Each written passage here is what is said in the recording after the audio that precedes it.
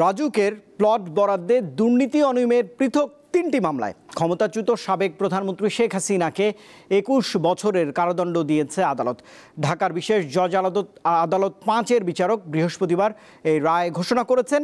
একই ঘটনায় আরেক মামলায় সজীব ওয়াজেদ জয় ও সায়মা ওয়াজেদ পুতুলের ৫ বছরের কারাদণ্ড হয়েছে।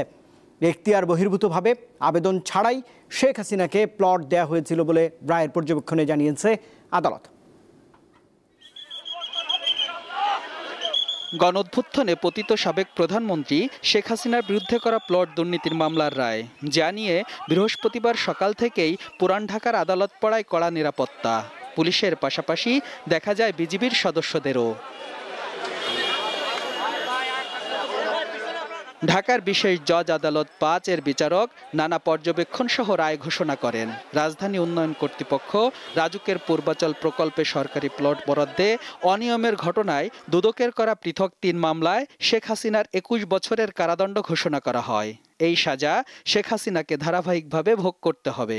এছাড়া হাসিনা পুত্র জয় ও কন্যা পুতুলেরও ৫ বছরের কারাদণ্ড দেন বিচারক।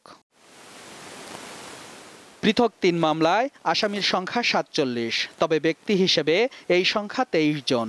আসামিদের মধ্যে গৃহায়ন ও গণপূর্ত মন্ত্রণালয়ের প্রশাসনিক কর্মকর্তা সাইফুল ইসলাম সরকার ৩ মামলাতেই খালাস পেয়েছেন।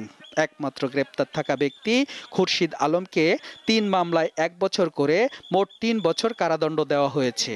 এছাড়া সাবেক প্রতিমন্ত্রী শরীফ আহমেদকে ৩ মামলায় ৬ বছর করে মোট ১৮ বছরের সশ্রম কারাদণ্ড দেন বিচারক।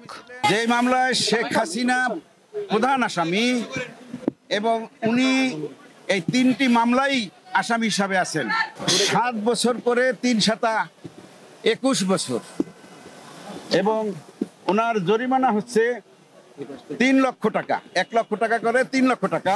এখতিয়ার বহির্ভূতভাবে আবেদন ছাড়াই শেখ হাসিনাকে প্লট দেওয়া হয়েছিল বলে রায়ের পর্যবেক্ষণে জানিয়েছে আদালত।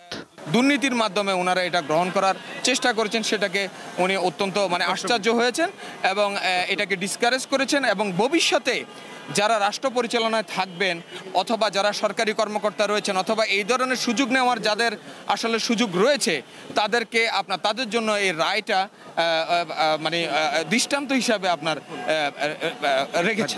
প্লট বরাদ্দে দুর্নীতির অভিযোগে গত জানুয়ারিতে পৃথক ৬টি মামলা করে দুর্নীতি দমন কমিশন। এর মধ্যে ৩টির রায় হলো প্রথমেই। সোহাগ আহমেদ, দীপ্ত সংবাদ, ঢাকা।